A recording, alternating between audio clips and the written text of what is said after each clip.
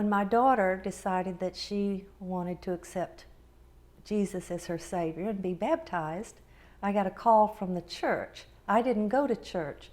I pretty much rejected all that. But I sent Amanda because I thought church people were generally nice people, and I was raised in the church. So I thought, I better talk to Amanda. And I asked her, and I said, why didn't you tell me that you wanted to be baptized in the church? And she said, I was afraid you would be mad at me. And I felt really awful. I really did. And I thought, I better study this out. This is a big decision. So I read the Bible. I spent the next, I don't know how many months, reading the Bible and studying it out, and I found out that I'd been taught a lot of things wrong that were different in the Bible.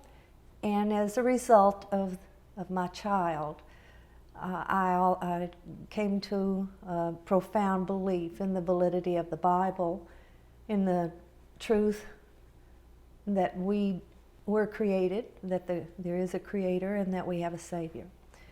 And when that happened to me, a man in my office noticed a profound change in my actions, and we had a snowstorm one day at work. And to make a long story short, I had to get a ride home with him. And he was an elderly man, and we're sitting in the car, stalled in the snow, and he said to me, he said, Mary Nell, can I ask you a question? And I said, sure, you can. And he said, do you really believe the Bible is all true? And I said, I do. I believe I do. I've been reading history and archaeology and things because I'm stubborn like a lot of young people. Of course, I was in my late 30s at that time. And anyhow, he said, I've been going to church all my life. I'm an elder or a deacon, I forget what he said. I'm there every Sunday night and every Wednesday night. And I said, Buford, I'd be glad to share with you some of the reasons why. And I began to bring some of my books that told about archaeology to work. And one day, we would come in early before office hours. And one day he said, oh, did I tell you? And I said, what? He said, I know the man that found Noah's Ark.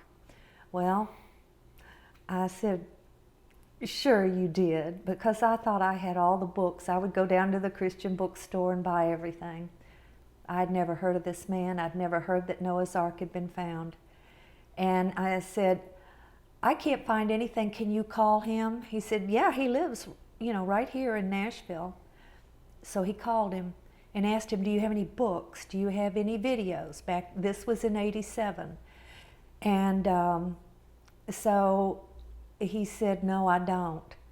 Well, a few months later, a man walked into our office, and he looked ageless, very long white beard and white hair.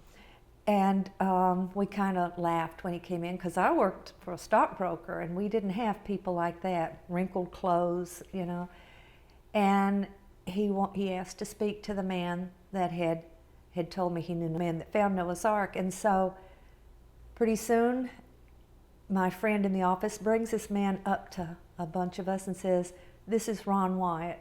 He's the man that found Noah's Ark. And he knew that there were some people interested, so he came by here to talk to you. He talked to us. There was a handful of us girls, and maybe a couple of men, I don't remember, that were interested in. It was the first time in my life I'd heard anyone speak about Jesus Christ as a real human being. I had never heard anything like it. He told us about Noah's Ark, about chariot wheels in the Red Sea. He knew where Mount Sinai was. He had been there. All the things he told, but the thing that impressed me the most was when he talked about the Ark of the Covenant. And that first day, it was April 15th, 1988. I'm 99% sure it was that day, but it was in mid-April. And at that point, I didn't really know what the Ark of the Covenant was, but I knew what it was when he finished talking. And I went home that day, and I was a single mom raising, Amanda was 13 at that time, and I told her that I was going to go to Turkey. When I decided that I wanted to go see Noah's Ark, I began calling travel agencies and saying I wanted to go see Noah's Ark, and they laughed at me. Ron told me that just a few months, 6-7 months prior to that, they had just dedicated the visitor center and made it a national park. But the travel agents laughed at me. So I had my friend in the office call Mr. Wyatt and ask him how to get there. So he did one morning. He got him on the phone, and my friend was on the phone going, okay, and then he would tell me a name, I would write it down, and finally he said, would you mind talking to her?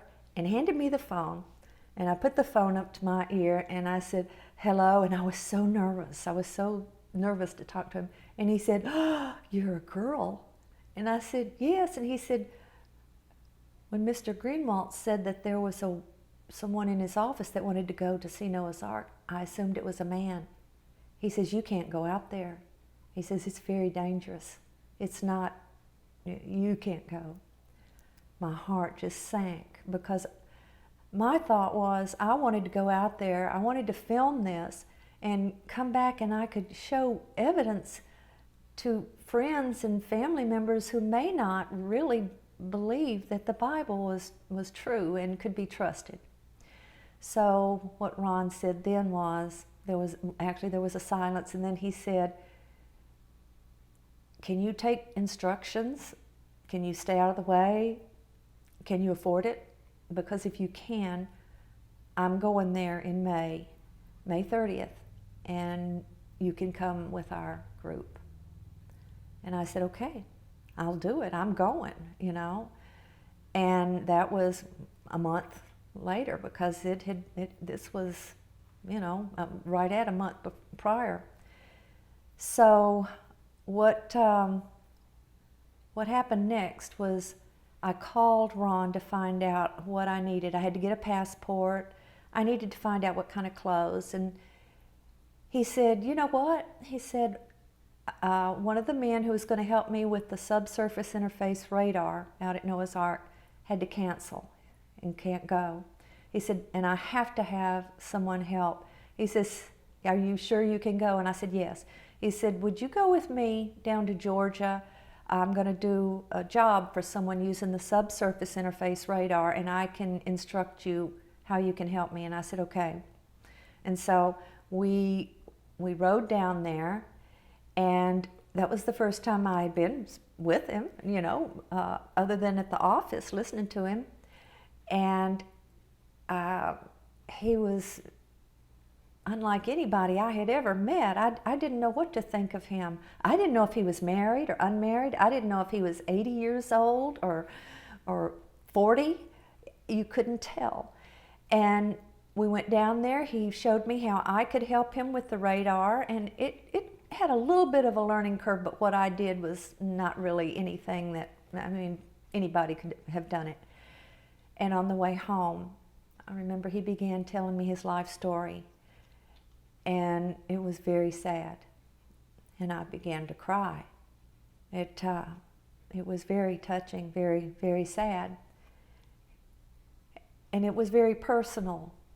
And I asked him, I said, why are you telling me this? And he said, because if we're going to be married, you need to know. And that's exactly how it happened. And I didn't say anything. I was stunned. It was that feeling of your body goes numb. You don't know, is this really happening or what? And he said, I'm sorry. He said, I guess I should have told you that I've been doing this archaeological work for, I think it was about 18 years, he says, and I need help. He says, I can't do it all by myself. And I haven't been married, and I prayed and asked the Lord to send me someone to help me. And he said, when I saw you in the office, I knew it was you. Well, it turned out that in January, 3 months before I met him, I had been turned down for a job at helping young people at the church I was attending because they said that they needed a couple. And I had been divorced for 12 years.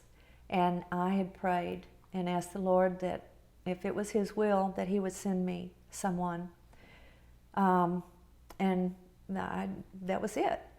And so when He said that, I remembered my prayer. I had actually written it down. I still have the book where I'd written it down. And I knew that was it. We went on the trip, and when we came home and we were married. And I worked with him until he died.